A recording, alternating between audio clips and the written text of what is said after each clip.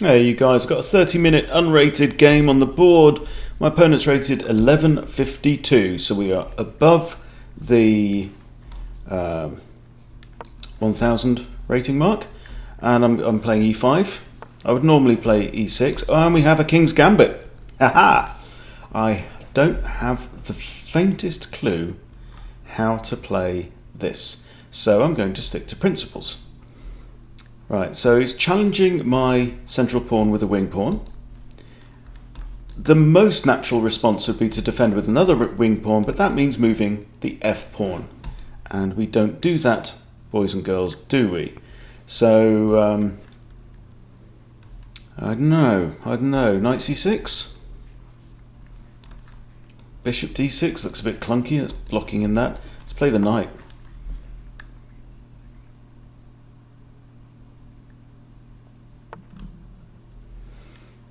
Okay. Now it feels like I want to get my bishop out in order to prepare for d6. Seems interesting. Getting challenges in as we speak. Okay, so I'm inclined now. I mean, I could play bishop there, but that might just invite c3. If knight takes, I've even got pawn takes or knight takes, or I just drop back. Is he going to try this? In which case a6? No. Okay, so that's 1, 2, 3, 4 pawn moves in the first 5 moves from white.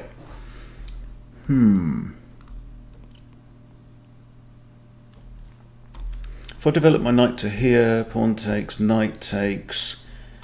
So he's actually got 2 attackers actually on this pawn, isn't he? Right now. So I'm gonna play d6 now just to get a second defender on there. He could have captured back then.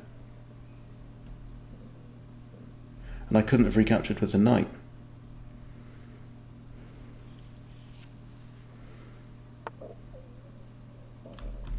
Now I have the opportunity to capture the d pawn with my e pawn, and that gets rid of the issue of being attacked by a wing pawn, right? So if I capture here, then he can recapture with c though, can't he? So then he does get the pawn majority again.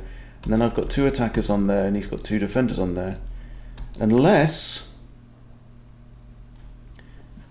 Okay, let's pin the knight. I've now got 3 pieces out on the board to white's 1 piece. He's got this big space push. He's a big space invader in this game. Takes, queen takes. Alright, this isn't too bad.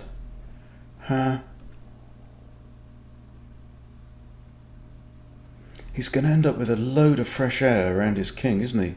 And where's he going to put that king safe? You have to ask. Okay, so if I take and pawn takes, we can swap off queens. This knight's pinned, so that's actually kind of a free pawn. If he takes now, I take queen and the king's stuck in the middle of the board, and I am a happy camper. Alright. Okay, so he's broken the pin. So now if I take, we've got c takes. I've got 3 attackers on that pawn, and he's got 1, 2, 3 defenders. If I take out the knight first, bishop recaptures. I can then capture the pawn, should be for free.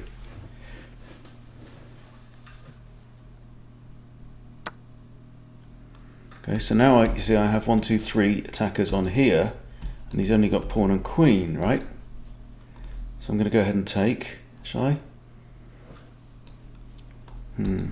If pawn takes, I get queen, but actually then the bishop can recapture as well.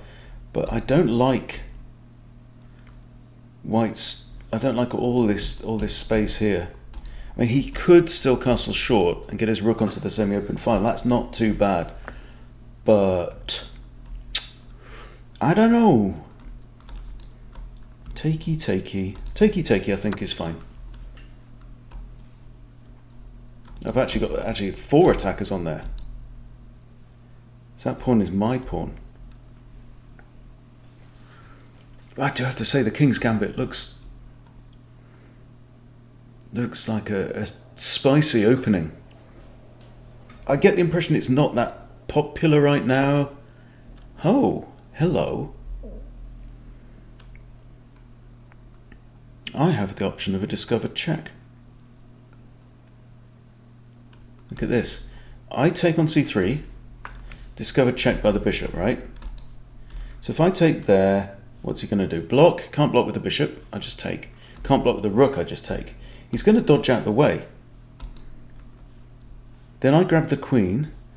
Then bishop recaptures would have to be played, I think.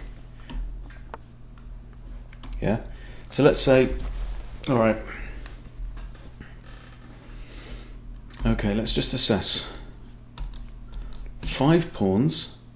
He's 2 pawns down already, this guy. And this one's isolated. I have 3 at home, 3 at home, and 1 lone wolf. Now if I just go here, he can capture with a queen. I'm up in material. There's a part of me that wants to trade queens. Now, if he recaptures with the rook, that would be a big error because I can then play the pawn there and that wins material. So he's going to have to recapture with the bish. I'm quite happy about that. Let's go for it. That was not the correct move, my friend. What's he got? Okay, he's resigned. Wow.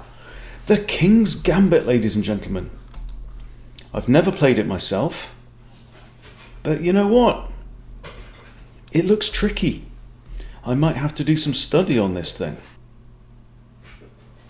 You know, resurrecting a classic romantic opening, but wow, no blunders. But he's got 12.4 accuracy. I got 94.5 on his opening. Wow. Okay, let's just walk it through quickly. Yeah. Okay, knight c6, book move, and it's got us even. Okay, knight f3. It likes that, but prefers e takes on f4. Okay, that's excellent. Good. Well, no one's put a foot wrong so far. That's okay, but a4 is best, so he wants to trap my bishop. d6 is good. f5 is best. Getting a double header of pawns in the middle there. Wow. I guess that makes sense. Because then if pawn takes, I get to develop my bishop for free. That's not bad. And that's a mistake. He should have taken me in the middle of the board.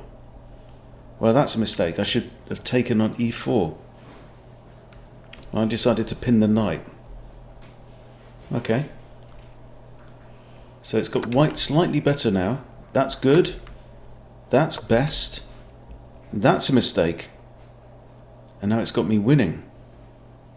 Because the bishop takes f3. Bishop takes f3, yes. So we've taken away, that's it. We've taken away one of the defenders. So that's a free pawn. And now that's inaccurate. He should again have played a4. Wow, again coming off to my bishop, yeah. Yeah, because a4 here, the bishop doesn't have anywhere to go. But I could still have captured the... Oh no, because the king would still be there. Right. I may have to give this one a spin, boys and girls, I think. Looks like a lot of fun, okay? And then, yeah, total mistake. You should have recaptured with the bishop, like we said.